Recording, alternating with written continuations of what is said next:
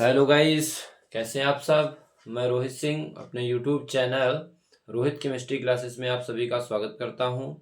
और आज हम लोग क्लास 12th बायोलॉजी के अंतर्गत हम लोग आज 2023 का सेट नंबर 1 कोड है इसका सीजी, और हम लोग इसको सॉल्व करेंगे क्योंकि बहुत लोग कह रहे थे सर बायो की भी ऑन पेपर करा दीजिए, क्वेश्चन करा दीजिए, इसलिए हम केमिस्ट्री के साथ साथ में क्लास 12th की बायोलॉजी के भी प्रश्न इधर अनसॉल्व के कराएंगे हम लोग। तो जल्दी से आ जाइए, हम सब लोग 2023 और 24 दोनों के सेट करेंगे। तो सबसे पहले हम लोग 2023 का स्टार्ट करते हैं। सेट नंबर 1 सीजी कोड है इसका, सब्जेक्ट कोड। और हम लोग देखेंगे इसमें पहले ऑब्जेक्टिव प्रश्न देखेंगे। जल्दी से वीडियो को लाइक कर दीजिए सभी लोग। पहला क्वेश्चन है, वेलिसनेरिया के पौधे में परागण किस माध्यम से होता है। आप लोगों ने सिलेबस में पढ़ रखा होगा परागण क्या होता है, कितने प्रकार का होता है और कैसे होता है, इसके बारे में आप लोगों ने पढ़ा होगा। स्वपरागण, परपरागण, इससे होने वाले लाभ और हानियां भी। तो आपको पता है कि जो परागण होता है इसके लिए माध्यम की आवश्यकता होती है, और वह परागण हमारा कैसा होता है, पर परागण। ठीक है, तो यहाँ पर वेलिसनेरिया के पौधे में किस माध्यम से होता है परागण पूछा है। तो ऑप्शन ए है जल द्वारा, बी है वायु द्वारा, सी ऑप्शन है कीटों द्वारा, और डी ऑप्शन है मनुष्य द्वारा। तो जो वेलिसनेरिया का पौधा होता है इसमें जो परागण होता है वो माध्यम किस माध्यम से होता है, जल द्वारा। कौन सा माध्यम, जल द्वारा होता है।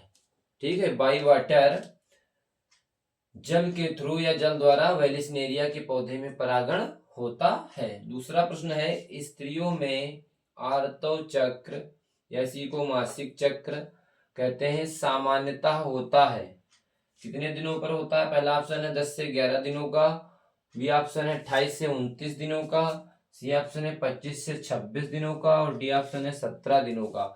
तो इसमें एक दो दिन का तो इधर उधर हो सकता है, लेकिन इसमें ऑप्शन के हिसाब से आप करेंगे जो ऑप्शन आपका सबसे ज्यादा सुटेबल हो।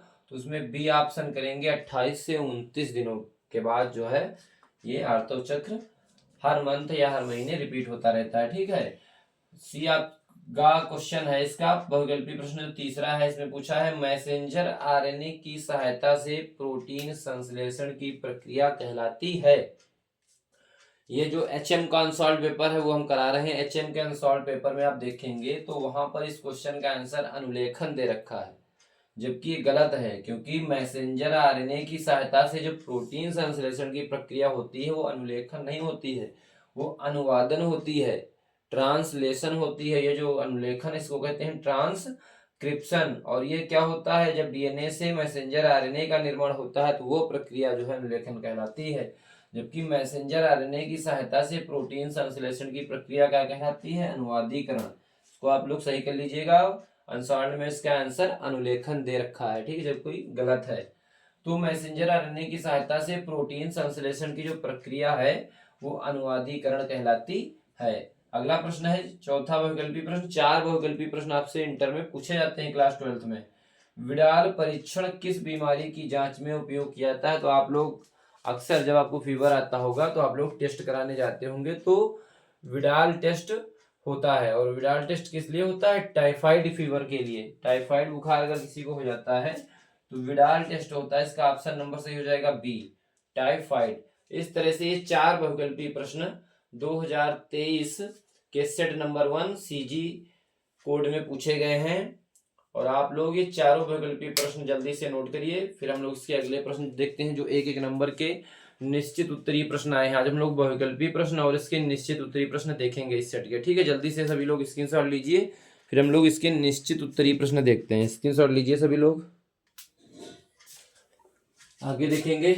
ये जो सारे प्रश्न आपके सामने नोट हैं, ये दूसरे प्रश्न का का खंड, खा खंड, गा खंड, घा खंड और अंगा खंड, इसमें जो आपके 5 प्रश्न पूछे गए हैं, ये पांचों प्रश्न के सामने नंबर लिखे हैं, एक एक नंबर के ये प्रश्न पूछे गए हैं।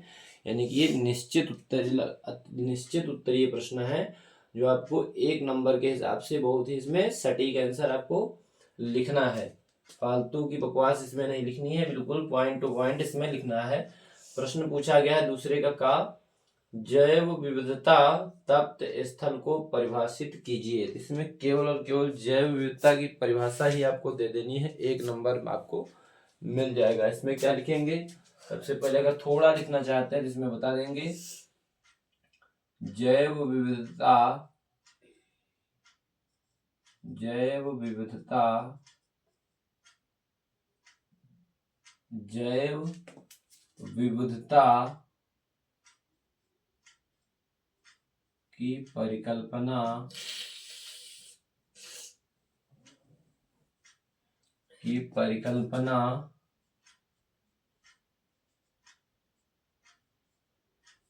नॉर्मन मायर द्वारा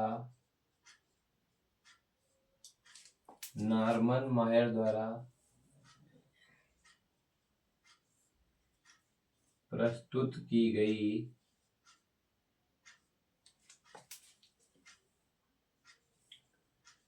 जैव विविधता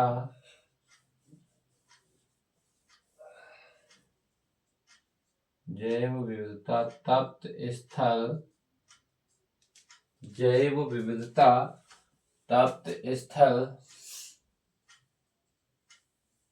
वह स्थान होता है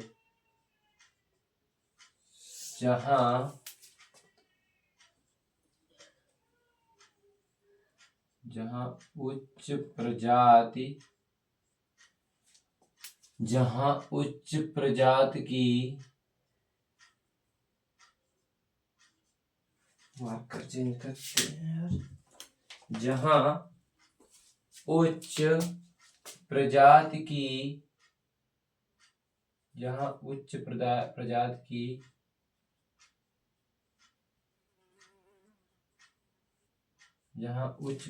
की उपलब्धता पाई जाती है।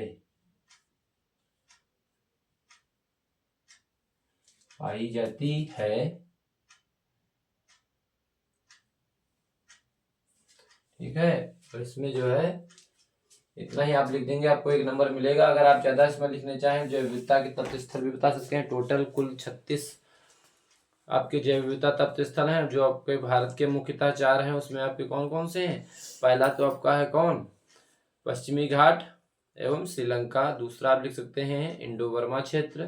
तीसरा आप हिमालय, और चौथा आप सुंडालैंड क्षेत्र बता सकते हैं। ठीक है, अगला प्रश्न पूछा गया है, गोल्डन राइस में मुख्य रूप से किस विटामिन की प्रचुरता होती है। तो आपका जो गोल्डन राइस होता है, इसमें आप लिख देंगे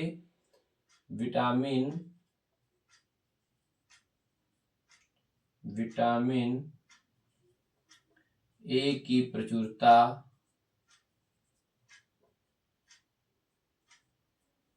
पाई जाती है।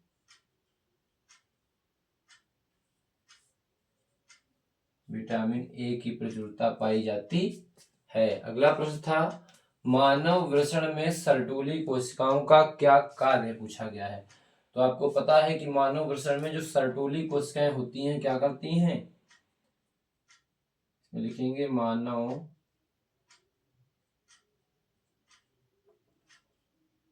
वृषण में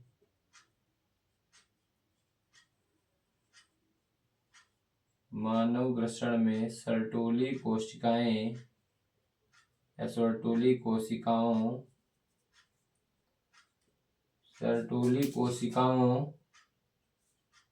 का प्रमुख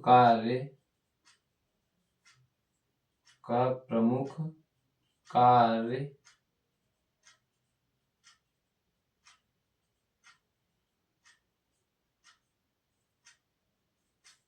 शुक्राणुओं के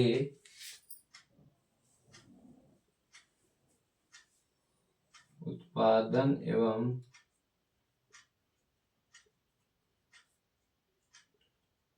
पोषण प्रदान का प्रमुख कार्य शुक्राणुओं के उत्पादन एवं पोषण प्रदान करने में होता है। जो हमारी सर्टोली कोशिकाएं वृषण में स्थित होती हैं, ये शुक्राणुओं को उत्पादित करती हैं, निर्माण करती हैं और पोषण भी प्रदान करने का कार्य करती हैं। अगला प्रश्न पूछा गया था कि मनुष्य में कितने जोड़ी गुणसूत्र होते हैं? ये तो बहुत आसान प्रश्न 1 नंबर में पूछा गया था आपसे। इसमें अगर संख्या पूछी जाती तो 46 आप करते, जोड़ी पूछ रहा है तो 23। इसमें लिख देंगे आप लोग, मनुष्य में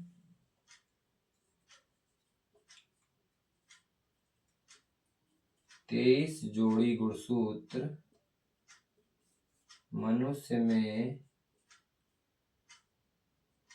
23 जोड़ी गुणसूत्र पाए जाते हैं।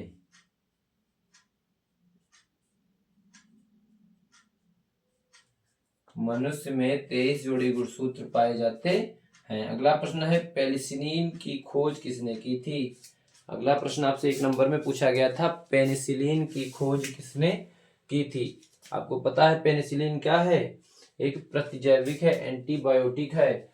और इस पेनिसिलिन की खोज सर्वप्रथम जो प्रतिजैविक बनाई गई थी वो पेनिसिलिन ही बनाई गई थी। अगर आपसे ऐसे भी प्रश्न पूछा जाए कि सर्वप्रथम निर्माण की गई प्रतिजैविक का नाम बताओ या सर्वप्रथम उत्पादित प्रतिजैविक का नाम क्या है, तो पेनिसिलिन इसका आंसर होगा। क्या होगा? पेनिसिलिन। और बनाई किसने थी?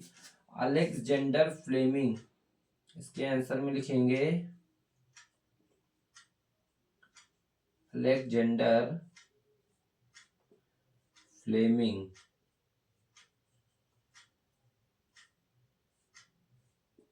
अलेक्जेंडर फ्लेमिंग ने सर्वप्रथम पेनिसिलिन की खोज की थी। तो इस तरह से आपके 4 बहुविकल्पीय प्रश्न और 1-1 नंबर के 5 प्रश्न ये आपसे पूछे जाते हैं बोर्ड एग्जाम में, यानी कि 9 नंबर के प्रश्न जो रहेंगे आपके 1-1 नंबर के रहेंगे।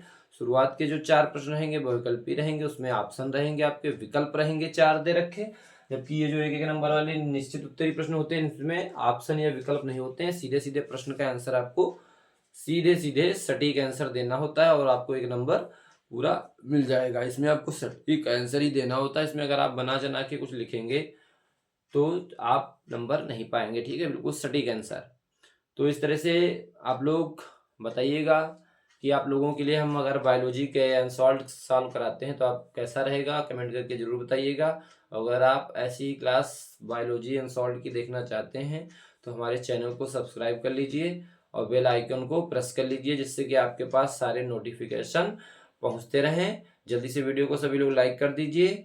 इसके बाद इसके जो भी 2 नंबर के प्रश्न और 3 नंबर के प्रश्न है वो हम अगले वीडियो में देखेंगे।